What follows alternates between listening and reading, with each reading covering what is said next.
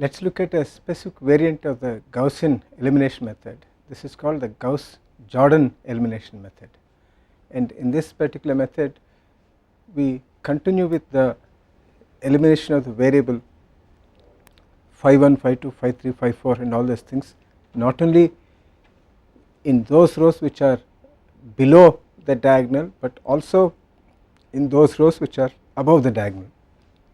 And what we get therefore is, in the first equation we have not eliminated anything, in the second equation we have eliminated phi 1, in the third equation we have eliminated phi 1, phi 2, in the fourth equation we would have eliminated phi 1, phi 2, phi 3 and so on. In the nth equation we will have eliminated phi 1, phi 2, phi 3 all the way up to phi n minus 1, so that we have a lower triangular matrix, we have an upper triangular matrix in the case of Gaussian elimination method.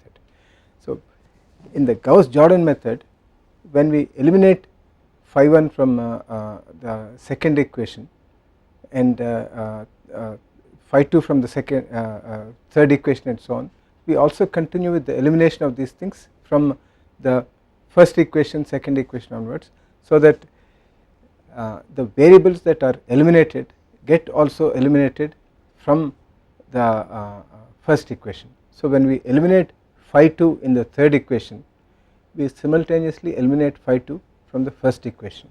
So now at the end of the step 3, when we have eliminated phi 1 and phi 2 from the third row, we would have eliminated phi 2 also from the first equation. So at that point the first equation will have a11 phi 1 plus a13 phi 3 and so on, it will not have phi 2. When you go to the fourth row, by then we eliminate phi 1, phi 2, phi 3 in the fourth row, we also eliminate phi 3 from the first equation. So and we also eliminate from the second equation. So when we do this, by the time we go to the last row, we will have eliminated all the variables from the first equation except phi 1, and in the second equation we would have eliminated all the variables except phi 2 and so on. So in each row we will have only one non-zero coefficient, that is the diagonal element. Okay, so the matrix structure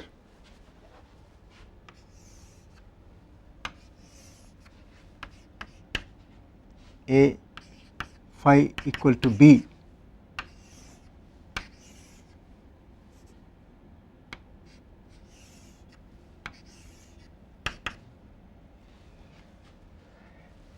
we have A11, A12 and so on, and A21, A22, A23, so on like this.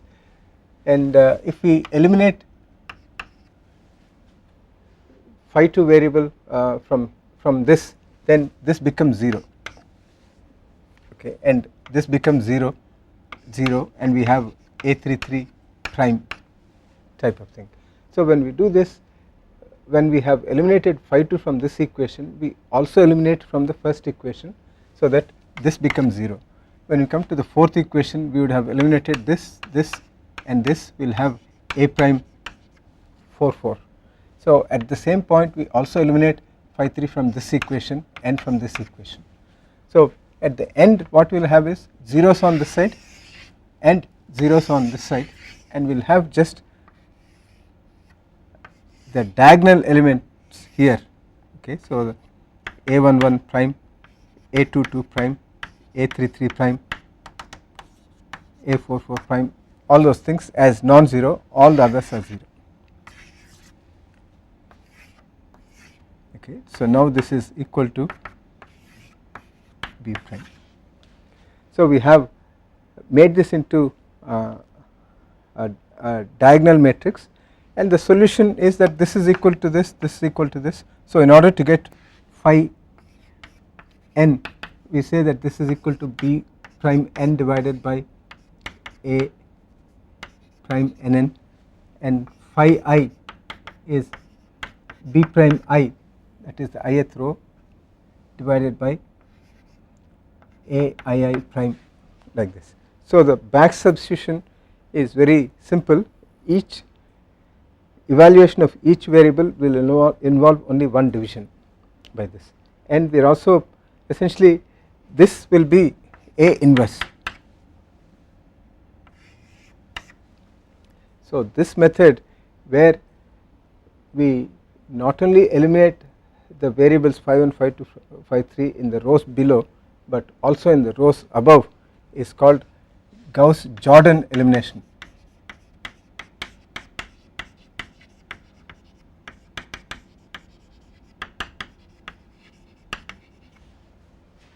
And as a byproduct of this, we not only get this, but we also get A inverse here.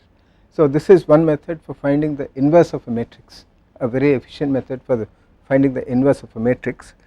And obviously doing this row elimination of variables in the rows above and below will be costlier, will involve more number of operations than in the simple Gaussian elimination process where we are only eliminating these things.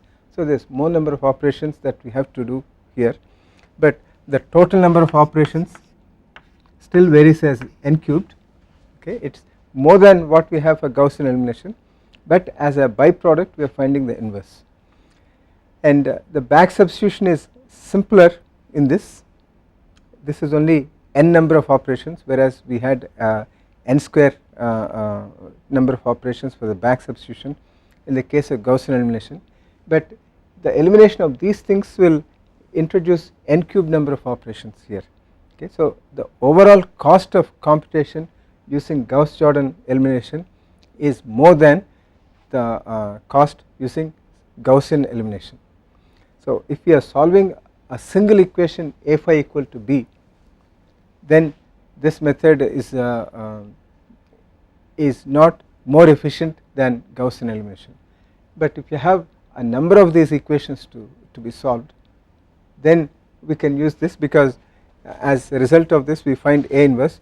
So if you have a situation where you have A phi 1 equal to B1, A phi 2 equal to B2, A phi 3 equal to B3 like this,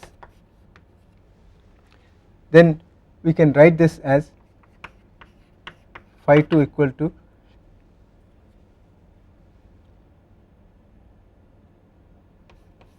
A inverse B.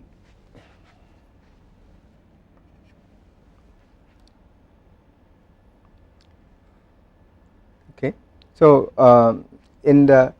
since this A inverse is made a diagonal thing, the computation of this is very simple.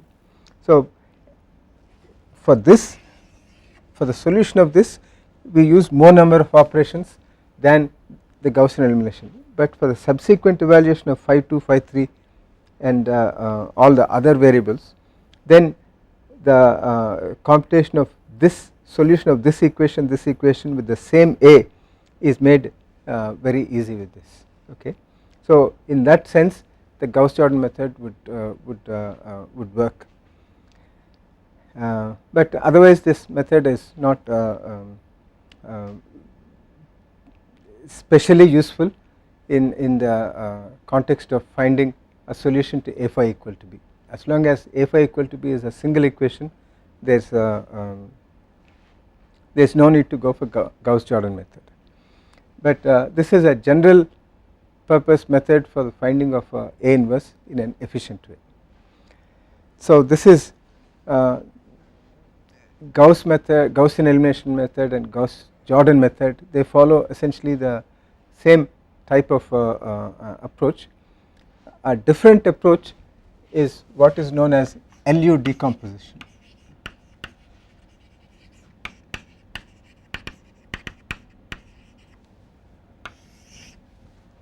Let us discuss the basic idea. We have A phi equal to B, and in the case of Gaussian elimination we are converting this into U phi equal to B prime, and then we solve this by back substitution.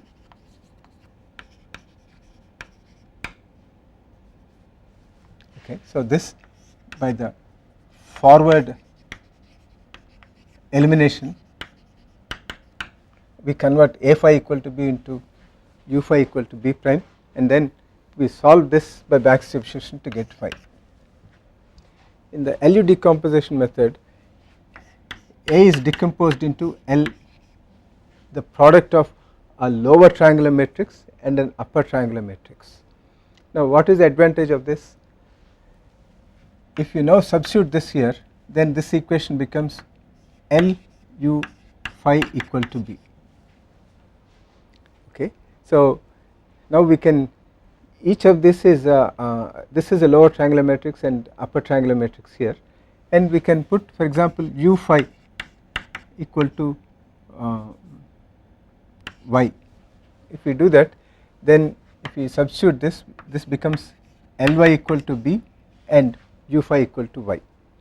So the problem of finding A phi equal to B is now decomposed into the problem of solving two equations, U phi equal to y and Ly equal to B. Okay, so now the question is, what is the advantage in this? Now the advantage is that we know when we come to this process, if in the Gaussian elimination, this forward elimination takes n cube number of operations, and the back substitution takes n square number of operations. So the back substitution is easy. Okay, so each of this is a lower triangular matrix L here, and this is an upper triangular matrix. So this particular thing U will be like this, all these are 0, and here we will have like this. So we can solve this using forward substitution.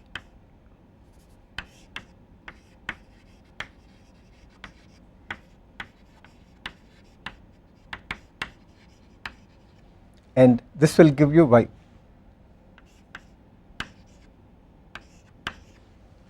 And we make use of this y here and solve this using backward substitution.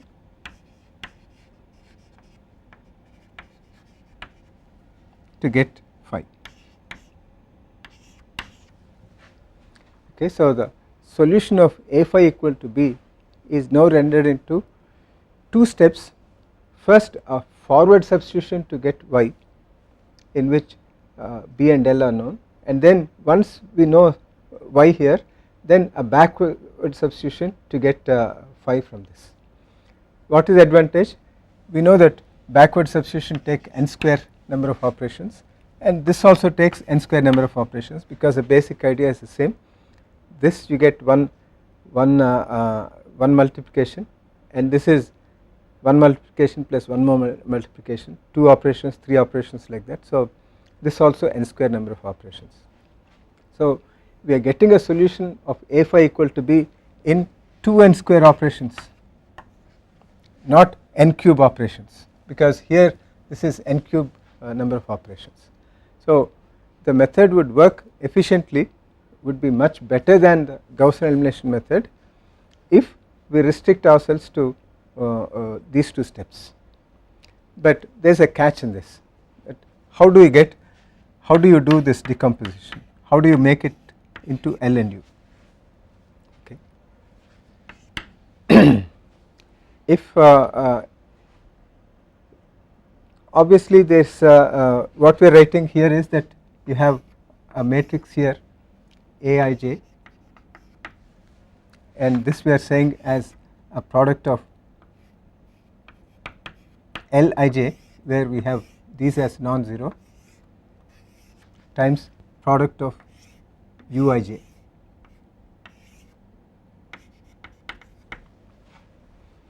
Okay, so and Aij, a particular component here, is given as the product of Lik with Ukj. Okay, so the product of Lik and Ukj is given is equal to this Aij. So you have Aij is equal to Lik Ukj. So from matrix multiplication we have this kind of relation, and here we have, if you say that you have n rows and n columns, okay, then there are, if you have a total number of n variables, then this is n by n matrix. So there are n square number of Aij's. Okay, so we have n square points here, and here we have n square by 2 number here and n square by 2 number. When you add these two, your diagonal is getting added twice. So the total number of unknowns in this, okay, so the unknowns in this are n square plus n number of unknowns. Okay, so each of them, this has n square by 2 okay, n square by 2, and this has n square by 2 plus n type of thing. Okay, one can see that when you superpose this, you have all these things as unknowns and all these things as unknown, and this is already included in this. So you are overcounting this, and there are exactly n diagonal elements. So the total number of unknowns Lij and Ukj to be determined is n square plus n, and the total number of elements that are known here as part of the specification of A is n square. So we have a system which is over specified. Okay, so what people do is that you either assume that all these diagonal elements of the lower triangular matrix as being equal to 1. Okay, so these are not determined, so they are already known, so that that extra thing is known, or you can also make these as unknowns and you can make all these things as known. So you specify the diagonal values of either the lower triangular matrix or the upper triangular matrix. You can specify other things also. Conventionally you specify either these things or these things to be 1, and that determines, that leaves us with n square number of unknowns and n square number of equations to be determined, and therefore there is a certain possibility of determining Lij and Ukj, the elements of all the elements of lower triangular matrix and the upper triangular matrix from a knowledge of Aij. Okay, so in that sense the decomposition of A into Lu is unique, provided you specify n number of elements in this. By convention we specify the diagonal elements of either L or U. So there is a possibility of determining the Lij and Ukj from Aij itself, but at what cost? Special easy to use algorithms and easy to program algorithms have been developed for this. There is a Kraut's algorithm is there, in which you sequentially determine Lij, these elements and these elements and these elements and these elements, like that. So through some process, and this process enables us to sequentially and alternately find the elements of L and elements of U as per this algorithm. So finding Lij and Ukj is not difficult.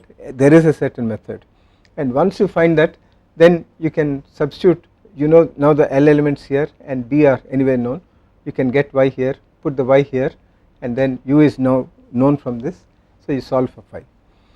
The difficulty is that the determination of Lij and Uij given value of Aij itself takes n cube by 3 number of computations. Okay, so the decomposition of A into Lu itself is as almost as equivalent to the forward elimination process of the Gaussian elimination method, and that is where we find that the Lu decomposition, although it seems to be advantageous in this is advantageous only if we know L and U. Okay, but if we start with the matrix A here, and if we have to determine L and U as part of the solution, then it is no more advantageous than Gaussian elimination method. In fact, it is slightly more expensive because you are solving two back or forward substitution, you are solving one extra forward substitution here, okay. But and in fact there is relation between the Gaussian elimination and the this decomposition. The elements of these things are none but the coefficients that we have used to multiply the pivot equation, okay. So there is some relation between the some of the multiplicative elements that we use in the forward elimination process are also elements of these things. So the two are not very different, except that it is going to cost as much computational time as the LU decomposition. So the LU decomposition, if you have a single A phi equal to B type of equation, is not any more advantageous, but if you have a situation where you have a number of equations to solve with the same A, with the same coefficient matrix, then this advantage is superior to Gaussian elimination, because the same way as before you have A phi 1 equal to B1, A phi 2 equal to B2 and A phi 3 equal to B3, so on, okay. So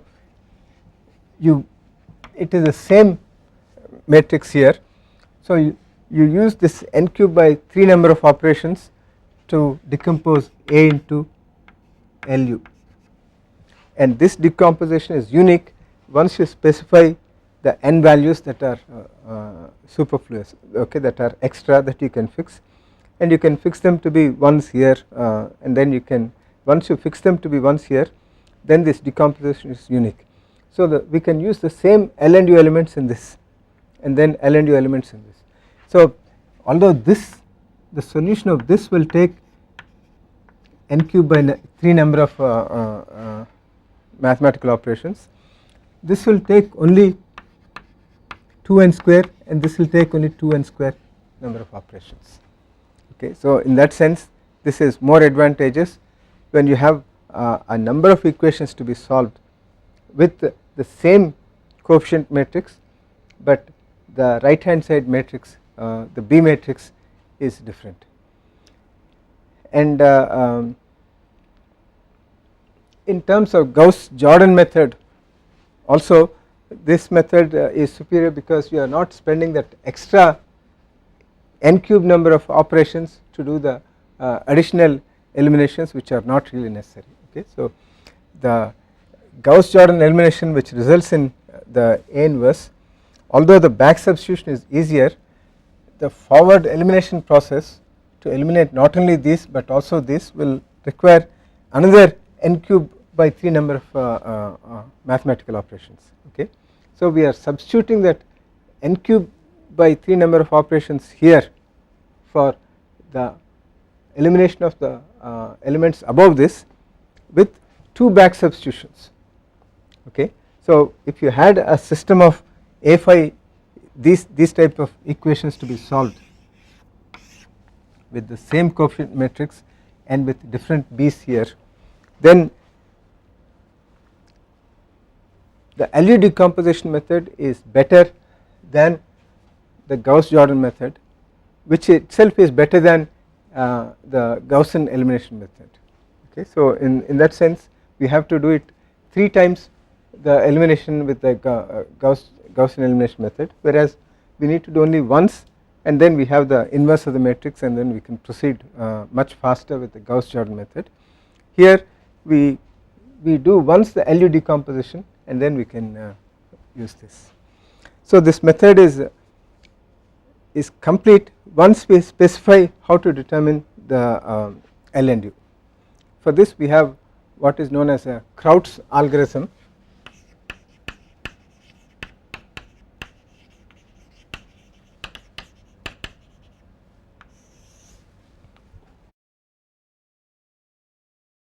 This is the case where we have assumed that Lii is equal to 1. So that is where we have identified we have specified that all the diagonal elements of the lower triangular matrix to be 1, so that we have n square number of extra unknowns, okay, belonging to n square by 2 minus n number of variables here, and then n square by 2 plus n number of variables here, okay. So you have n square here and n square number of things, and in such a case you have Kraut's algorithm, and in the case where you specify the upper triangular matrix diagonals to be all 1, then you have another algorithm called Doolittle's algorithm or Doolittle's composition. So you set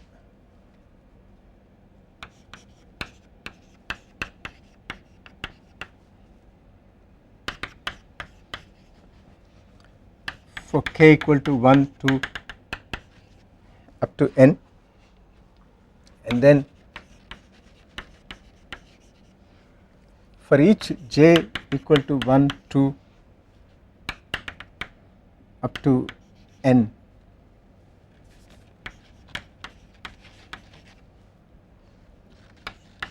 solve for uij equal to aij minus sum over k equal to 1 k equal to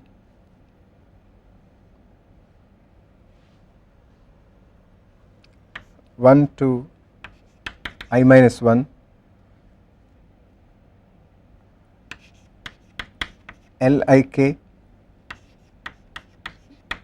ukj for I equal to 2 3 up to j.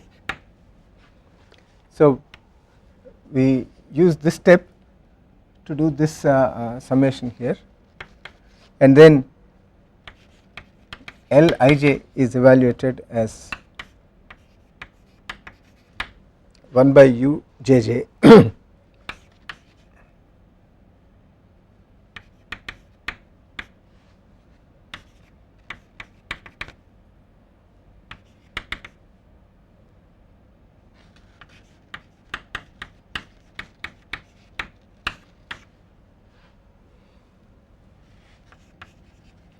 for I equal to j plus 1 j plus 2 up to n. So this is a Kraut's algorithm. We are setting all the diagonal elements to be 1 in the first process, and then we sequentially evaluate uij up to elements up to I equal to j, and after that we switch over to Lij evaluation from I equal to j plus 1 to n, like that. So although it looks a bit complicated, the beauty of this algorithm is that the values of L and U as required to be substituted here are obtained in a sequential way, provided we follow these limits.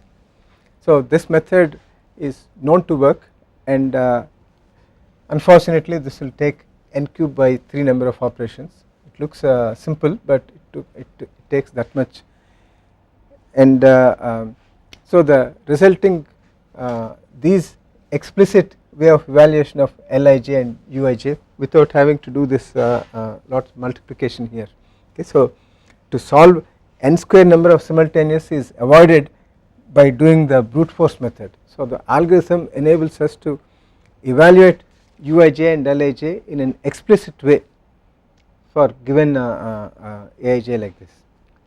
So using this we can find Lij Uij, and then we can go for a back substitution. So this is the method that can be used using the LU decomposition. So this is a direct method which is almost as expensive as a Gaussian elimination method for the solution of a single equation, but for a sequence of iterations, for the sequence of computations using the same coefficient, it is better, but still it is n cubed, okay.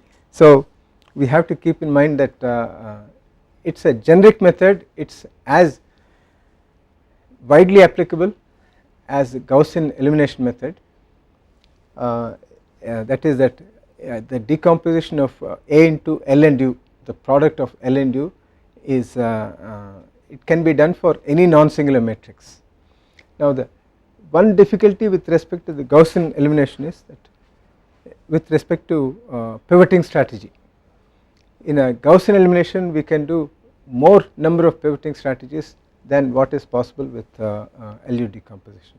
So in an LU decomposition, typically, since we are doing in a certain sequential way, we can only do partial pivoting, whereas full pivoting can be done in Gaussian elimination. So when we are faced with a problem where the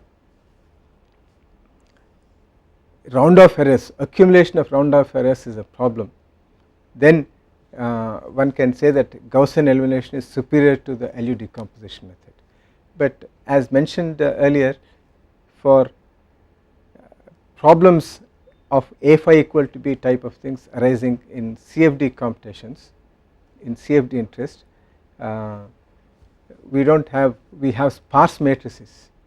So because of sparseness, we do not have to do so many multiplications. So in such a case, we do not usually have round off errors and we can safely use this. But we should keep in mind that using LU decomposition is still not the best way, because it goes as n cubed, and we have mentioned that there are iterative methods which go as n square. So in that sense, LU decomposition is not generally used in CFD applications by itself. Okay, it is used in certain cases where for example a simple iterative method like Gauss-Seidel method cannot be used. What kind of application, what kind of scenario? Where A is not diagonally dominant. Okay, in such a case we have said that Gauss-Seidel method cannot be used. So in such a case we can use LU decomposition method. And when can A be not diagonally dominant? If you have an equation which is not posed in orthogonal coordinates. This typical scalar transport equation is, if it is not done in scalar in orthogonal coordinates, then we have cross derivatives, and the influence of cross derivatives makes the overall structure of A to be not diagonally dominant. So in such a case we can use LU method, but even there LU method is not used in itself. It is usually clubbed in some form of iterative method in the process of incomplete LU decomposition kind of methods. In that context LU decomposition is used. So typically in large CFD problems neither LU decomposition method nor Gaussian elimination method is used, it is only the iterative methods are used. But there is influence of these methods in the development of coupled or combined methods, where we take elements of the direct method and elements of the iterative method and put together and get newer methods. So in that context we need to understand how LU decomposition is done. So that is why we have spent time on this. Before we close the discussion on the direct methods, let us look at one special form of the Gaussian elimination method which is applicable for banded matrices. Banded matrices are matrices in which non-zero coefficients in the coefficient matrix A occur along certain diagonals. So if you are looking at a matrix A being like this, then typically you have the diagonal elements are non-zero and you have those immediately adjacent to the diagonal also non-zero, and then so this is the simplest form of the banded matrix, and this is a tridiagonal matrix, and we can see where it occurs. If you take the case of one dimensional fully developed flow, mu d square u by dy square equal to a pressure gradient dp by d x, which is constant. Okay, so in such a case if we use central differencing for this, then we can write this as mu times, we can take the mu here, and so we can take this here and write this as 1 by mu, this is a constant, and we can write this as u I minus 1 minus 2 u I plus u I plus 1 by delta x square delta y square is a constant, and this constant, so we can write this as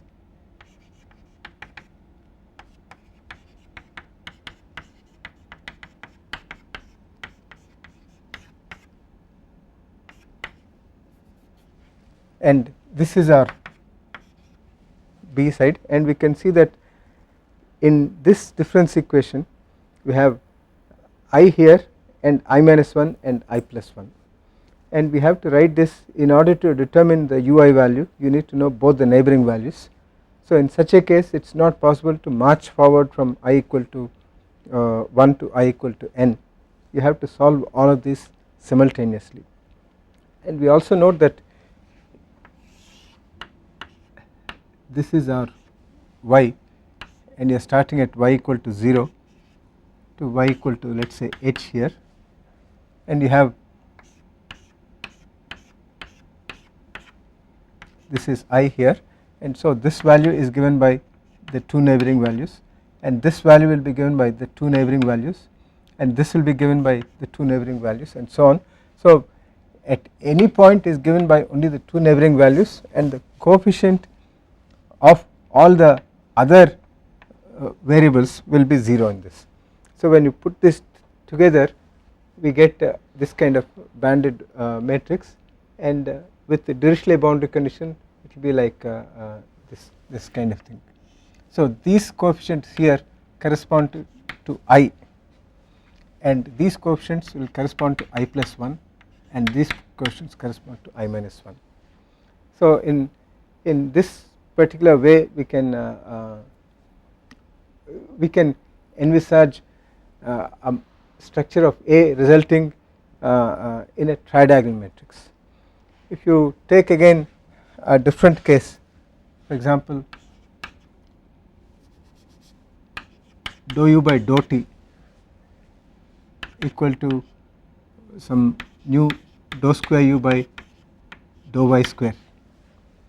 This is known as the Stokes' first problem, and this is the case of an equation which represents the variation of velocity in the y direction when a plate which is set in this infinite expanse of fluid is suddenly made to move at a constant velocity.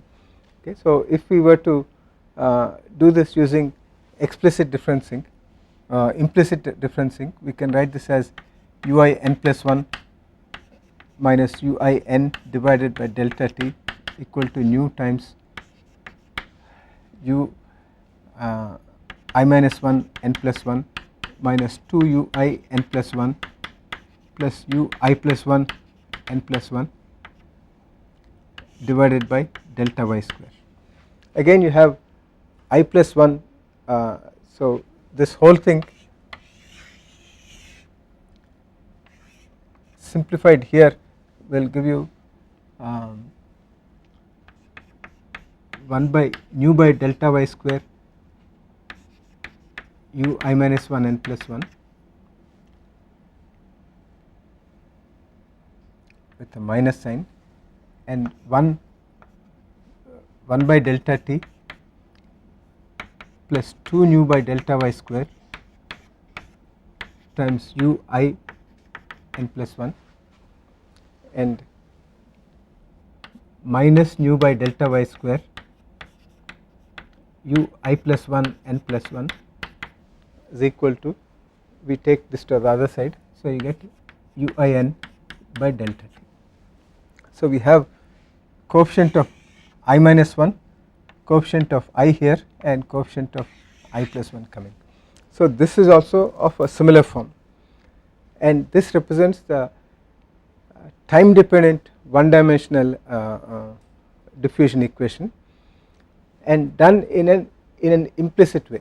If it is done in an explicit way, of course we have no need to solve this kind of matrix equation, but if it is done in implicit way which gives us improved stability, then we have to solve a matrix type of equation, and this matrix will be of this tridiagonal form. So in cases like this, when we apply the standard Gaussian elimination, then we convert this A matrix into an upper triangular matrix, but we can take advantage of the fact that we have zeros all around here and convert this into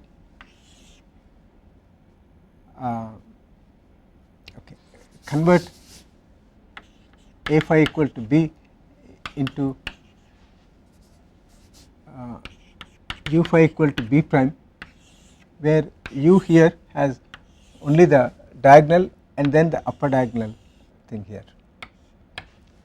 Okay, so we have only 2 diagonals. So from 3 diagonals, when we convert into upper triangular matrix, we have 2 diagonals, and the solution of this becomes very simple, and the overall procedure for doing this is what is known as Thomas algorithm,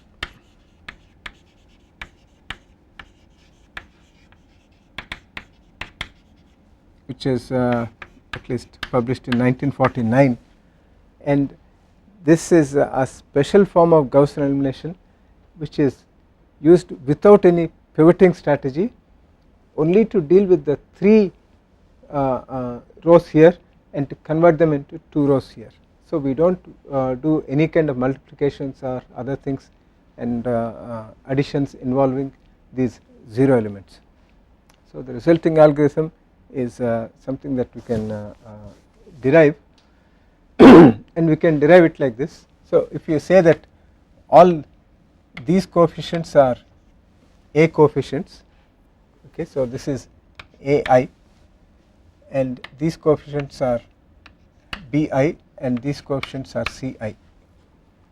Okay, so if you take, and so what we mean by CI, BI, AI is that if you take the ith equation, then CI represents this coefficient corresponding to the I minus 1th row, and AI represents the coefficient corresponding to phi I, and BI represents the coefficient corresponding to this.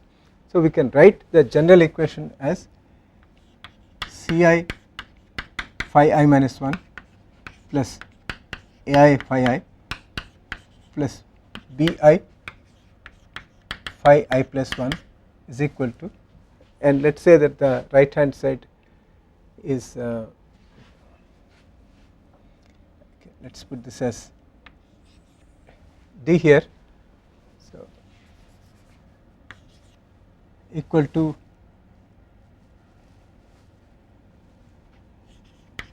BI, and let us say that this is the coefficient EI, and we have taken all these things to be 1.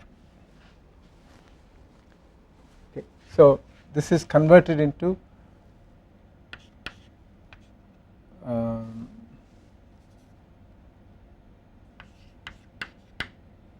phi I plus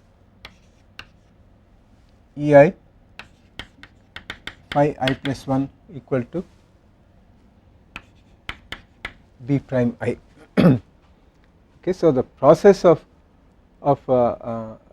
elimination goes from a tridiagonal matrix in which an equation is written like this with Ci, Ai, Di and Bi known from the equation here, is converted into something like this. Okay, so if we can find out what this Ei and Bi prime are, okay, we can call this Bi prime, okay, we will keep it like this. So we can if we know these things, then we can solve it easily by substitution, back substitution, involving only one product each. Now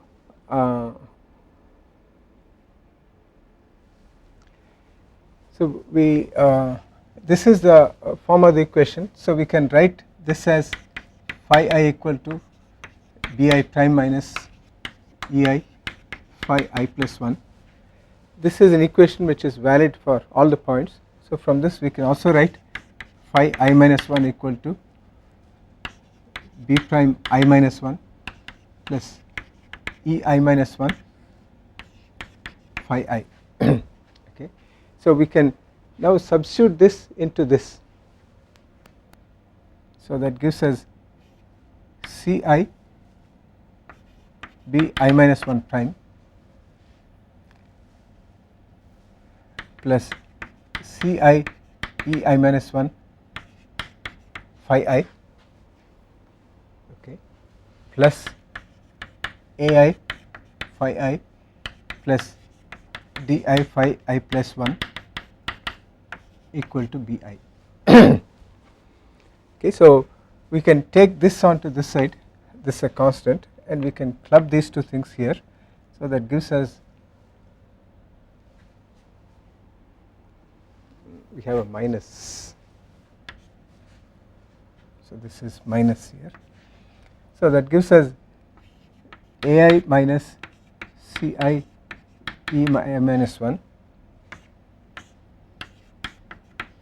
times phi I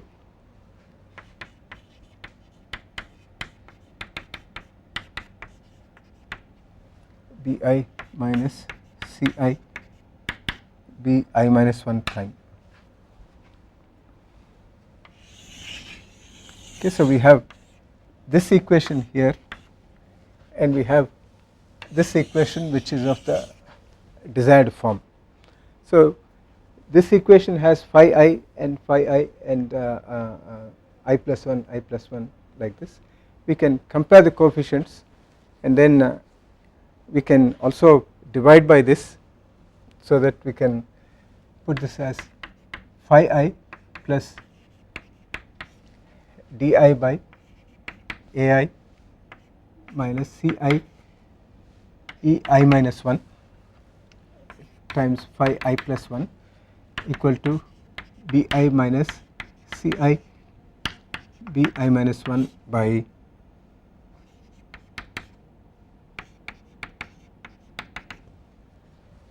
so if you compare, this coefficient must be equal to ei and this bi prime must be equal to this. So we can get a relation which is ei is equal to di by ai minus ci e I minus 1 and bi prime is equal to bi minus ci b I minus 1 divided by ai minus ci e I minus 1. Now if we examine this, this gives us the coefficient of ei in terms of e I minus 1 and adc, and what are acd? These are known coefficients here. So the value of I is expressed in terms of the value of I minus 1 and other known coefficients. Similarly bi prime is unknown, and this is expressed in terms of bi which is known, ai which is known, ci which is known, and ei prime I minus 1 prime I minus 1 is something that we expect to know from this, okay, because we are dealing with the ith row, and then this is again b prime I minus 1. So if you are going through a sequential solution from I equal to 1 to I equal to n, I equal to 1 to I equal to n, then when we come to I here, we already would know I minus 1 here and I minus 1 here. So in that sense the value of I is expressed explicitly in terms of I minus 1. So this gives us a possibility of doing this, provided we can start. And when we look at the actual structure of this, for which when we look at the first one, we do not have Ci, okay. So for the first one this Ci is 0, because the first element, the first equation will have only two constants here. So this is not known, so we can find out this particular one will not give us any problem, and in that way we can start this equation, start this process. So the overall solution method is like this.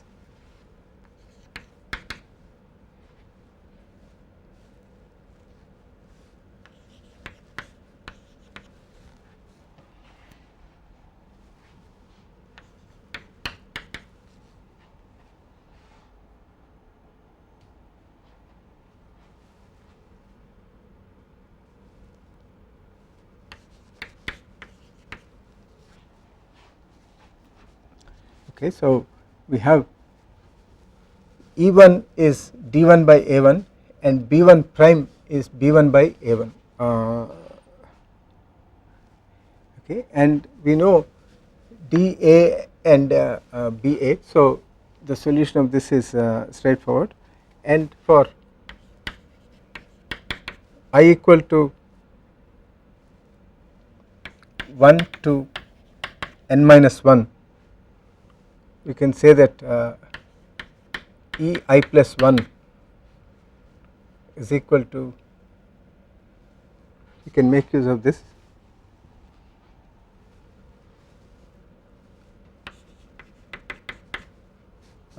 di, sorry,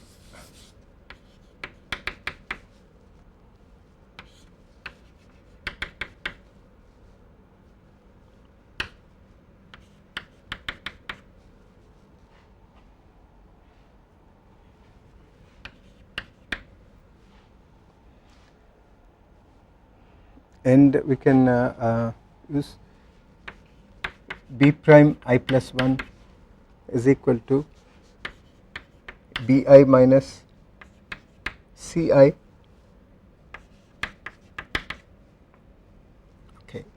I plus 1, so we have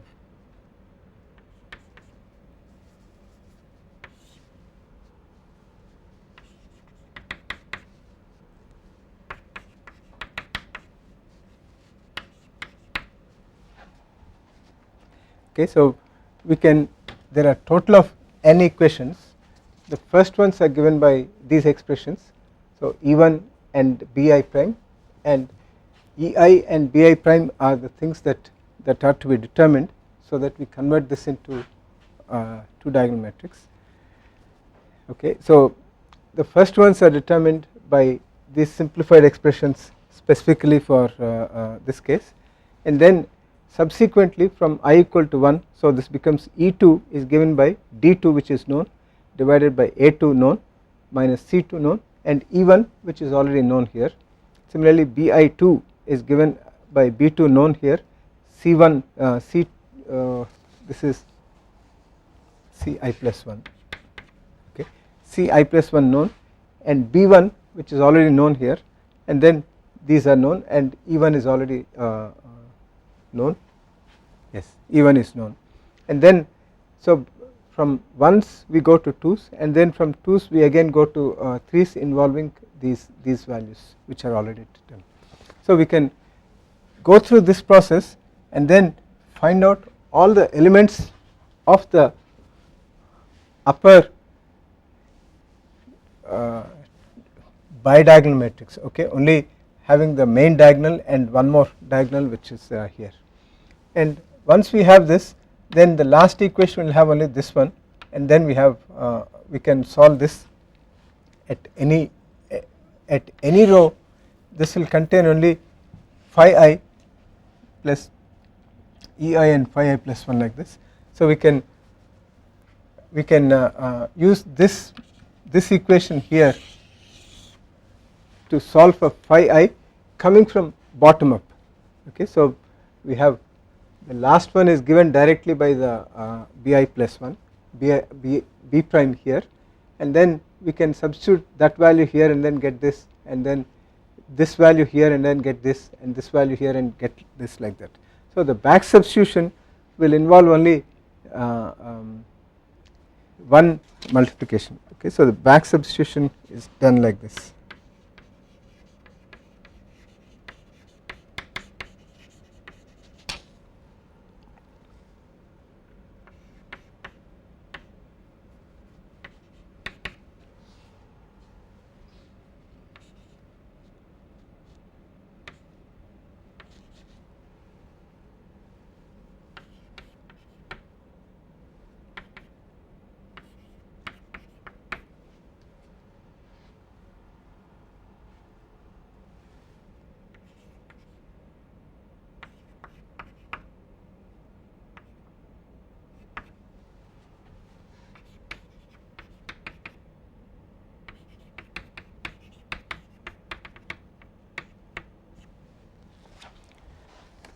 So that is what we have, phi I is equal to Bi prime minus ei times phi I plus 1.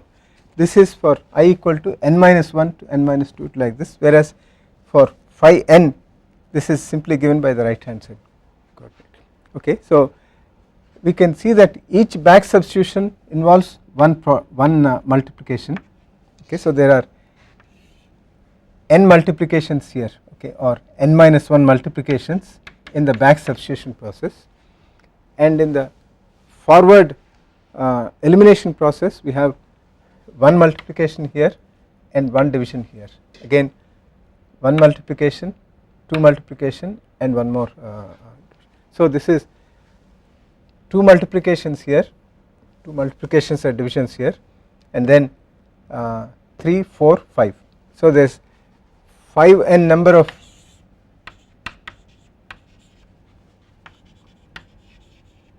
multiplications slash divisions for elimination, for forward elimination, and n minus 1 number of operations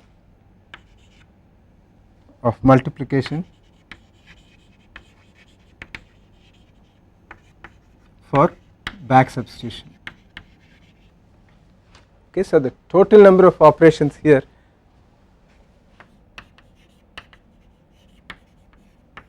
is about 6n number. Okay, so this varies as n raised power 1. So this algorithm essentially contained to solve for given values of Ci, Ai, Di and Bi is given here, and this is known as the Thomas algorithm.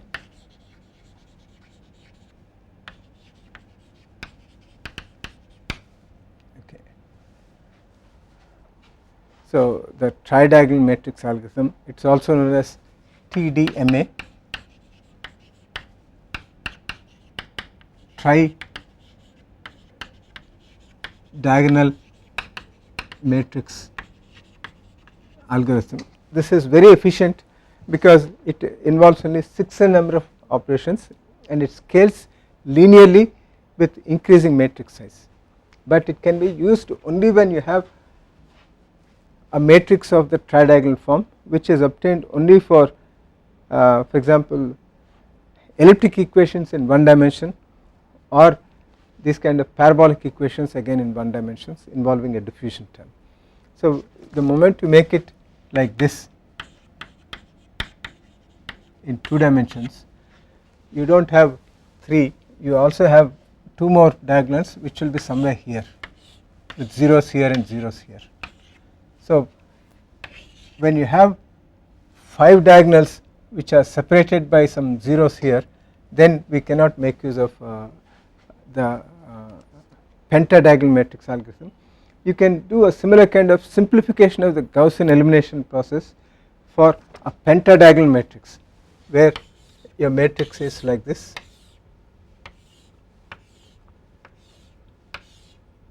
Okay, so 5 adjacent diagonals representing, for example, I minus 2, I minus 1, I plus 1 and I plus 2.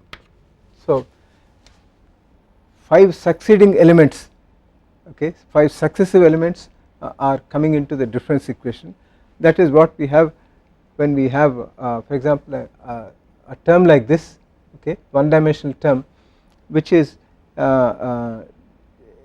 difference using 4th order accurate central differencing, okay, for a second derivative will give us 5 points centrally spaced like this. So in such a case we have pentadiagonal matrix, and this pentadiagonal matrix method can also result in this kind of explicit method like what we have here, which is also very efficient, but we cannot make use of the pentadiagonal matrix algorithm for solving these 5 diagonals that appear when we do second order differencing for a 2-dimensional diffusion equation. Okay, so this diffusion equation will also have 5 non-diagonals, okay, but these diagonals are not 5 adjacent diagonals, they are only 3 adjacent diagonals coupled with this and this. So for such cases we cannot make use of this.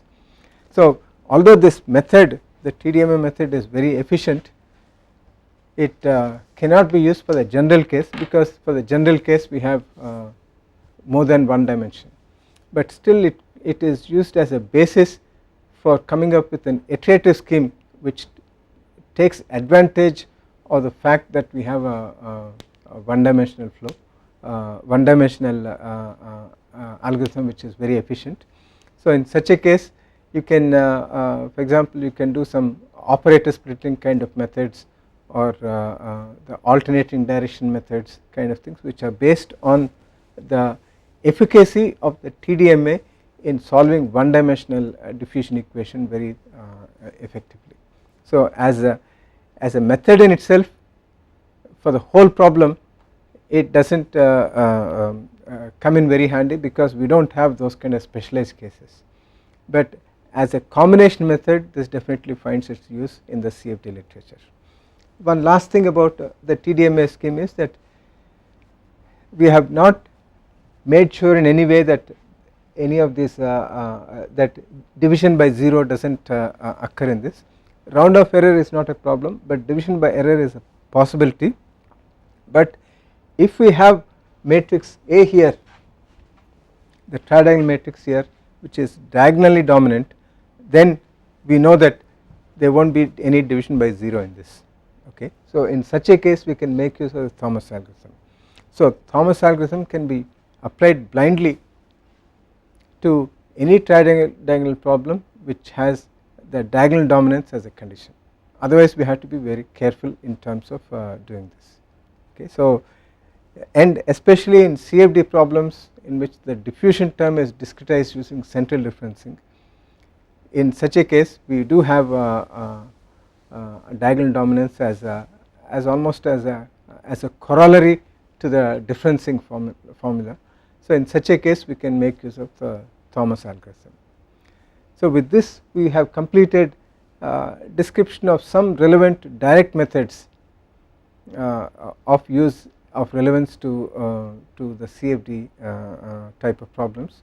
We will then describe some basic iterative methods, and then we look at what kind of computation time is required for them, and then we look at combination of the methods which will give us improved solution. Thank you.